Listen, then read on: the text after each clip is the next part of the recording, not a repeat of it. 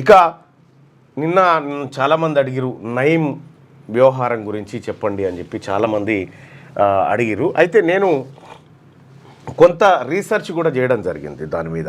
ఏం జరిగింది, నయీం డైరీలో ఏముంది, ఏం జరిగింది అనేటువంటి అంశాన్ని రీసెర్చ్ చేయడం జరిగింది. అయితే అది చాలా పెద్ద మిస్టరీగా ఉంది.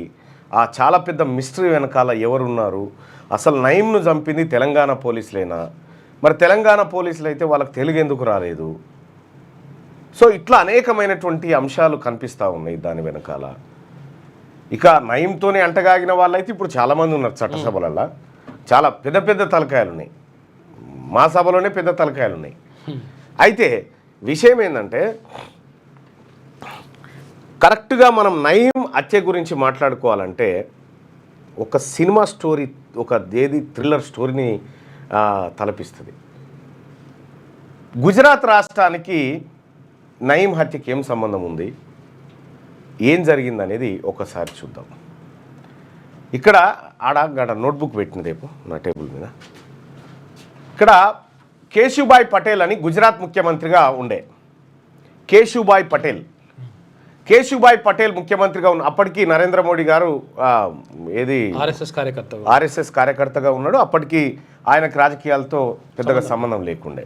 అయితే కేశుభాయ్ పటేల్ గారు ముఖ్యమంత్రిగా ఉన్న సమయంలో హరేన్ పాండ్యా అని కేశుభాయ్ పటేల్ గారికి చాలా నమ్మకస్తుడైనటువంటి వ్యక్తి. ఆయన హోంశాఖ మంత్రిగా ఉన్నాడు. హరేన్ పాండ్యా, కేశుభాయ్ పటేల్ వీళ్ళిద్దరూ ప్రధానమైనటువంటి అనుచరులుగా భారతీయ జనతా పార్టీలో కీలకమైనటువంటి స్థానంలో ఉన్నారు. ఇటువైపు 2001లో గుజరాత్లో ఎన్నికలు జరుగుతాయి. గుజరాత్లో ఎన్నికలు జరిగితే నరేంద్ర మోడీ గారు ముఖ్యమంత్రి అవుతారు. నరేంద్ర మోడీ గారు ముఖ్యమంత్రి అయిన తర్వాత ఈయన ముఖ్యమంత్రి కావడం ఈ హరేన్ పాండ్యాకు, కేశుభాయ్ పటేల్కు అంతగా ఇష్టం లేకుండే. అయినప్పటికీ కూడా నరేంద్ర మోడీ ముఖ్యమంత్రి అయిన తర్వాత కేశుభాయ్ పటేల్కు వర్గానికి చెందినటువంటి ఇది కాదు notebook Keshubhai పటేల్కు అనుచరుడైనటువంటి Haren పాండ్యాను revenue minister చేస్తాడు. రెవెన్యూ మినిస్టర్ చేస్తే హరేన్ పాండ్యా ఏం చేస్తాడు, నరేంద్ర మోడీ నాయకత్వాన్ని అంగీకరించక రాజీనామా చేసేస్తాడు. రాజీనామా చేసి అప్పటికే 2002లో గోద్రా అల్లర్లు జరుగుతాయి. గోద్రా అల్లర్లు జరిగితే ఆ అల్లర్లో నరేంద్ర మోడీ అలసత్వం వహించిండు. నరేంద్ర మోడీ గారు ఈ అల్లర్లను ప్రేరేపించిండు అనేటువంటి విధంగా హరేన్ పాండ్యా ఆరోపణలు చేస్తాడు. ఈ హరేన్ పాండ్యా ఆరోపణలు చేస్తే కరెక్ట్గా ఏం జరుగుతుందంటే గోద్రా అల్లర్లు జరిగితే గోద్రా అల్లర్లు ప్రేరేపించే విధంగా నరేంద్ర మోడీ వ్యవహారం ఉందని ఈయన గోద్రా అల్లర్ల పైన విచారణ చేస్తున్న స్వతంత్ర కమిషన్కు హరేన్ పాండే రహస్యంగా ఒక నివేదిక ఇచ్చిండు అనేటువంటి ఆరోపణలు ఉన్నాయి. దాంతో ఏం జరిగిందంటే ఈ హరేన్ పాండ్యా అంటే కేశుభాయ్ పటేల్ వర్గం వర్సెస్ నరేంద్ర మోడీ వర్గంగా మారిపోయింది బీజేపీలో. అప్పుడు నెక్స్ట్ జరిగినటువంటి ఎన్నికలు నాటికి హరేన్ పాండ్యాకు అసలు టికెటే రాదు. నరేంద్ర మోడీ సూపర్ పవర్గా గుజరాత్లో ఉంటాడు భారతీయ జనతా పార్టీలో. హరేన్ పాండ్యాకు అసలు టికెటే రాదు. హరేన్ పాండ్యా ఒకరోజు ఎప్పుడంటే అది 2004-05 అప్పుడు సాధారణంగా వాకింగ్ పోతే హరేన్ పాండ్యా పైన కాల్పులు జరుగుతాయి. కాల్పులు జరిగి అక్కడికక్కడే చనిపోతాడు ఆయన. అక్కడికక్కడే చనిపోయిన తర్వాత ఇది చాలా పెద్ద సంచలనం రేపుతుంది. ఇది నరేంద్ర మోడీ గ్రూప్ చేసినటువంటి హత్య అనేటువంటి ఆరోపణలు ఆ రోజు విపక్షాలు కూడా చేసినాయి. కేశుభాయ్ పటేల్ లాంటి వాళ్ళు కూడా అందరూ ఇదే అనుకున్నారు అప్పుడు. అయితే విషయం ఏంటంటే ఆ హత్య చేసినటువంటి వ్యక్తి ఎవరైతే ఉన్నారో హరేన్ పాండ్యాకు సంబంధించినటువంటి వ్యక్తి, ఆ వ్యక్తి నయీంకు తెలిసినటువంటి వ్యక్తిగా చర్చ జరిగింది. హరేన్ పాండ్యా హత్య కేసు విచారణలో నయీం పేరు ప్రస్తావనకు వచ్చింది. ఏది మనం అనుకుంటున్నటువంటి నయీం పేరు వచ్చినటువంటి సందర్భంలో నయీంని కొంతమంది వాడుకొని ఆ హత్య కుట్రలో భాగం చేసిరు అనేటువంటి ఆరోపణలు ఉన్న నేపథ్యంలో సోహ్రబుద్దీన్ నరేంద్ర మోడీ ఆ తర్వాత ఈ ఎవరైతే కొంతమంది గోద్రా అల్లర్లకు కారణమయ్యారో వాళ్ళ మీద ప్రతీకార చర్యకు దిగుతా ఉన్నాడు సోహ్రబుద్దీన్ అనేటువంటి ఆరోపణలు ఆయన మీద ఉన్నాయి.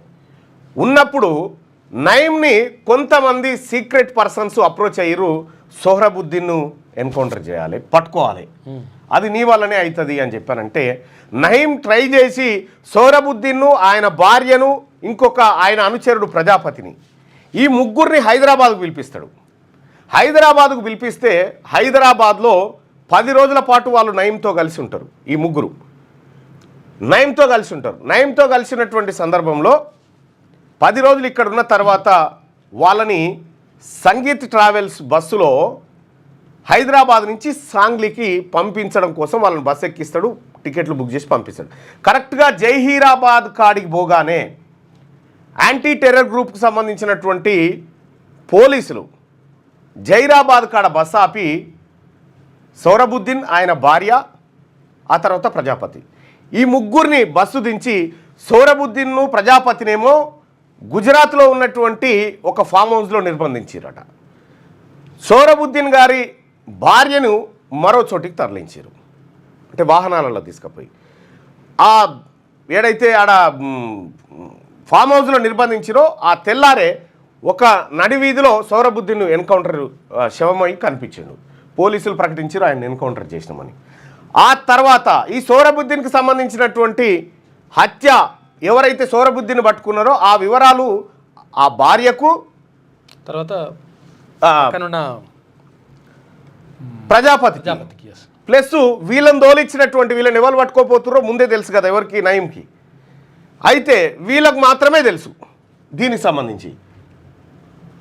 ఇక్కడ ఏం జరిగిందంటే నరేంద్ర మోడీ గారు ఆ రోజు 2001లో సీఎంగా ఉన్నప్పుడు హోంశాఖ మంత్రి అమిత్ షా, హిరేన్ పాండ్యా హత్య జరిగిన నాటికి అమిత్ షా గారు హోంశాఖ మంత్రి, ఆయన మీద ఆరోపణలు వచ్చినాయి.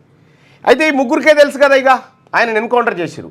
ఎన్కౌంటర్ చేసిన మరుసటి రోజే సోహ్రబుద్దీన్ భార్యను అసలు ఎక్కడ ఆనవాళ్ళు లేకుండా ఖతం చేసేసారు, ముక్కలుగా ఖతం చేసేసారు. ఆ తర్వాత ఇతను తప్పించుకొని పోయాడు, ప్రజాపతి తప్పించుకొని పోతే ప్రజాపతి కోసం వేట కొనసాగించి కరెక్ట్ ఏడాది తర్వాత ప్రజాపతిని కూడా చంపేశారు. కేసు ఇది. ఇక హిరేన్ పాండ్యా హత్య ఎట్లా జరిగింది అనేటువంటి కోణంలో ఎంక్వైరీ జరుగుతూ ఉంది. అప్పట్లో యూపీఏ గవర్నమెంటు స్వతంత్ర కమిషన్ వేసి విచారణ చేపిస్తూ ఉంది. సిబిఐ ఎంక్వైరీ స్టార్ట్ అయిపోయింది. సిబిఐ ఎంక్వైరీ స్టార్ట్ అయింది. సిబిఐ ఎంక్వైరీ స్టార్ట్ అయినటువంటి సందర్భంలో సిబిఐ ఆధారాలు సేకరించడం కోసం అసలు వీళ్ళు హైదరాబాద్కి ఎందుకు వచ్చారు, నయీంని ఎందుకు కలిసిరని నయీంను పట్టుకోవడానికి సిబిఐ వేట మొదలుపెట్టింది. సిబిఐ వేట మొదలు పెడితే సిబిఐకి నయీం దొరకలే. సరే, అతనికి అనేకమైనటువంటి పోలీసుల సపోర్ట్ ఇక్కడ ఉండే, మా అందరికీ తెలుసు. కొద్దిగా గతంలో రిటైర్డ్ అయిన డీజీపీలు వాళ్ళు 1000 కోట్లు సంపాదించారు నయీంని అడ్డం పెట్టుకొని, ఇప్పుడు కూడా ఉన్నారు కొంతమంది. సరే, ఇది జరిగింది. నయీం కోసం వేట కొనసాగిస్తే నయీం దొరకలే. గుజరాత్లో విచారణ జరిగితే పారదర్శకంగా ఉండదని సిబిఐ ఏం చేస్తుందంటే ఈ కేసును బాంబేకు తరలించండి అని చెప్తుంది. అప్పుడు కేసు బాంబేకి వస్తుంది. కేసు బాంబేకి రాగానే కరెక్ట్గా ఇంకొక 25 రోజులలో కేసు ట్రయల్స్ స్టార్ట్ అవుతూ ఉన్నాయి. ట్రయల్స్ స్టార్ట్ అవుతూ ఉంటే ఇక మిగిలింది ఎవరు మరి ఈ కేసులో ఈ హత్య గురించి తెలిసింది? నయీం ఒక్కడే మిగిలిండు. కేసు విచారణ ప్రారంభమవుతుంది అనేటువంటి 20 రోజుల కంటే ముందు కరెక్ట్గా 2016 ఆగస్టు 7 తారీఖు రోజు నరేంద్ర మోడీ గారు హైదరాబాద్ వచ్చాడు. నరేంద్ర మోడీ గారు హైదరాబాద్ వచ్చి వివిధ సభల్లో పాల్గొని వెళ్ళిపోయిండు. నరేంద్ర మోడీ గారు ఢిల్లీకి పోయే వరకు నయీం మర్డర్ అయింది. నయీం హత్యకు గురైంది, షాద్నగర్లో హత్యకు గురైంది. వాస్తవానికి ఇది చాలామంది కేసీఆర్ ప్రభుత్వం చేయించిన హత్యగా అప్పుడు అనుకోరు. కానీ ఆ మిలీనియం టౌన్షిప్ ఏదైతే ఉందో, నయీం షాద్నగర్ దగ్గర మిలీనియం టౌన్షిప్లో ఎన్కౌంటర్ కాబడ్డాడు కదా, ఆ టౌన్షిప్లో ఫస్ట్ నయీం అక్కడ, నయీం భార్య, నయీం అక్క, నయీం అమ్మ ముగ్గురు ఫస్ట్ వెహికల్లో వచ్చారు అక్కడ ఒక సెటిల్మెంట్ కోసం. వాళ్ళు ఆ ఇంట్లోకి పోయిన తర్వాత నయీం రెండో వెహికల్లో వచ్చిండు. రెండో వెహికల్ దిగిన కొద్ది క్షణాల్లోనే అతన్ని ఖతం చేసేసారు. అయితే నయంను కాల్చినటువంటి వ్యక్తులు అలా ఇంట్లోకి పోయి ఇంట్లో వాళ్ళని కూడా నిర్బంధించి ఎక్కడ అక్కడ కూర్చున్నబెట్టి అసలు వాళ్ళకు తెలుగు అక్షరం రాదు, ఉర్దూ అంతకంటే రాదు, ప్యూర్ హిందీలో మాట్లాడినట్టుగా మన రీసెర్చ్లో తెలిసింది. అయితే ఈ విషయం తెలంగాణ పోలీసులకు ఎన్కౌంటర్ అయిన తర్వాత తెలిసినట్టుగా మనకు సమాచారం ఉంది. తర్వాత సిట్ వేసిరు, ఆ సిట్లో రకరకాలుగా మాట్లాడుకున్నారు. అయితే కొంతమందికి ఏమో నయం చనిపోవడం కావాలి, కొంతమందికి ఏమో నయం దగ్గర ఉన్న ఆస్తులు కావాలి.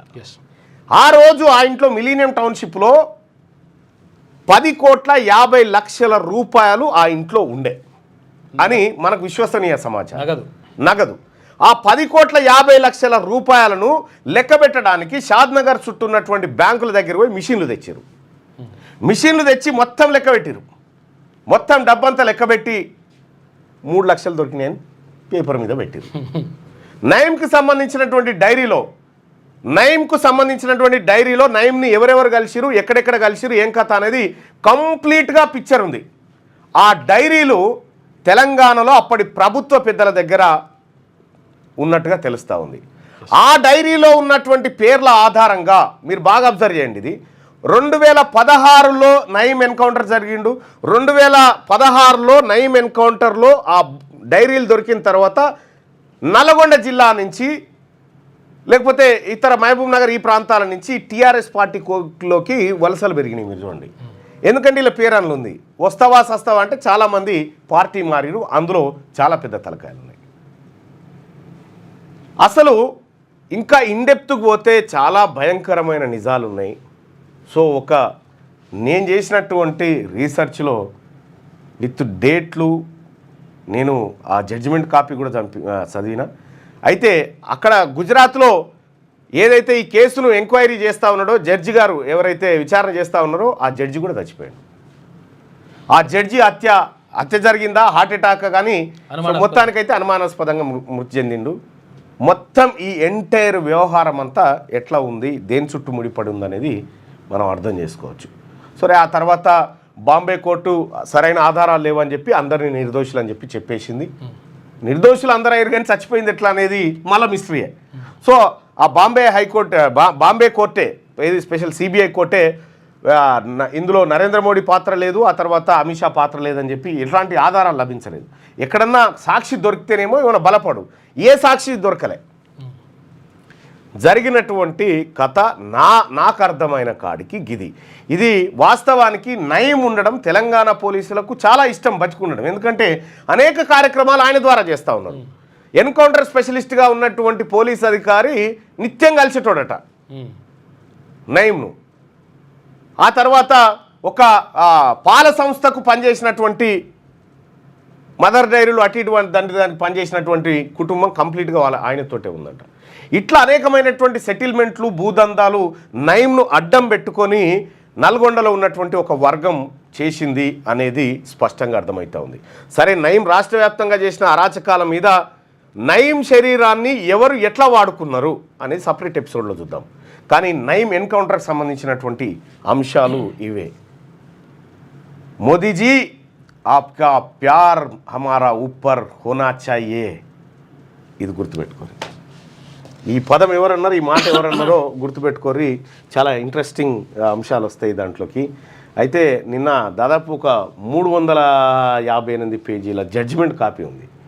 ఏది సోహరాబుద్దీన్, ఏది ఆర్ఎన్ పాండ్యాకి సంబంధించినటువంటి దాంట్లో, ఆ తర్వాత సోహరాబుద్దీన్ ఎన్కౌంటర్కి సంబంధించినటువంటి అంశంలో ఇట్లా రకరకాలుగా ఈ ఎపిసోడ్ జరిగింది. సో నాకు తెలిసింది ఇది 100% నిజమని చెప్పను. నా రీసెర్చ్లో తేలింది మాత్రం ఇది.